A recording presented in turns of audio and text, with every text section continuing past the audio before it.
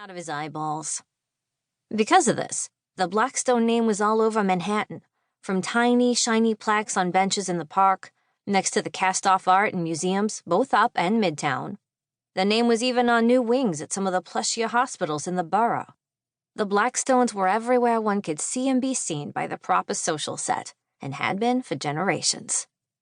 So, Tallmadge Blackstone was here in our dinky little office in the bowels of Hell's Kitchen to gripe about his daughter, the recent debutante, Miss Tallulah Blackstone. Regular girls like me didn't come out anymore. We just kissed boys until we found one maybe good enough to marry, or maybe not good enough at all. But girls with papers like a pedigreed bitch still did.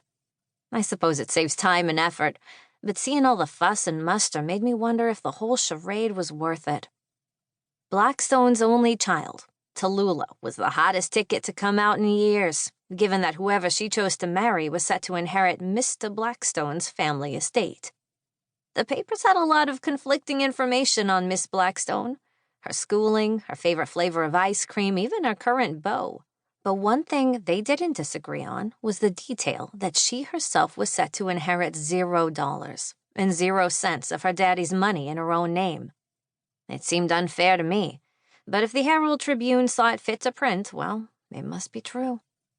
Another detail not up for debate was the fact that, thanks to the endless evidence of tabloid snaps, Tallulah Blackstone was also a hell of a beaut. She would have no issue finding a husband. She could probably order one to be delivered to her door like a brand-new custom-made chinchilla coat. "So what's up with the kid?" I asked. "She would be a little hard to blackmail. Walter Winchell practically publishes the color of her garter belt every night." "Boy, ain't that the truth. She's been 18 for what, 6 months now?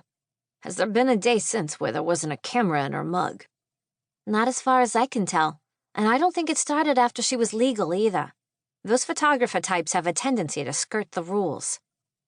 "Since when have you had issues with boys who skirt the rules?" Tommy asked, pinching me on the thigh, so I hit him with a stack of napkins. "But trust me, Daddy could have sued every rag in town to get them to stop hounding his daughter. But I got the distinct impression that it was good for his business. Everyone wants something connected to the rich, salacious, and famous." "Some beau lay a hand on her?" I asked. "He knows we're not hitmen, right?" No, I didn't get the impression anyone touched her," Tommy said, giving a knowing glance at my cheekbone where, just a few weeks back, I said I'd fallen into a doorknob. "Only monsters blame a dame for that, and while her dad seemed the type, that wasn't mentioned. If his goods were ever damaged, he'd mention it." "So this probably isn't about blackmail or violence. She's stealing from the till?" I asked. "Would the bastard even notice?" Tommy wasn't above taking pot shots at anyone, even the folks paying the bills. Once they were out of earshot, of course.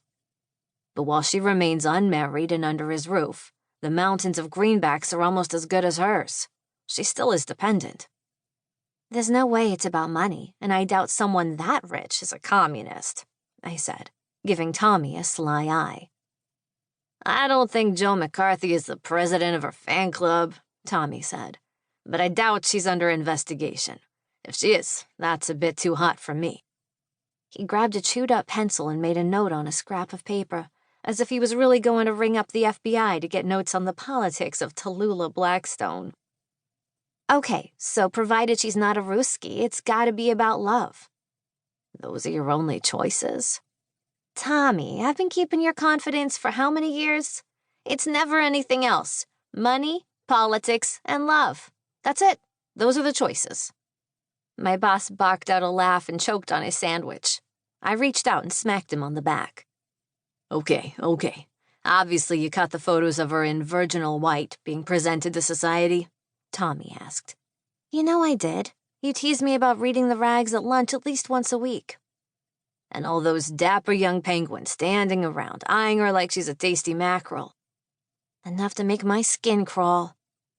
It wasn't often that I was happy to grow up dirt broke, but if that's what rich girls have to go through, I counted my lucky stars.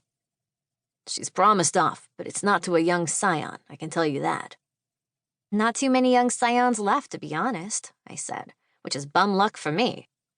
"I pity any stuffy little rich boy that'd try it with you," Tommy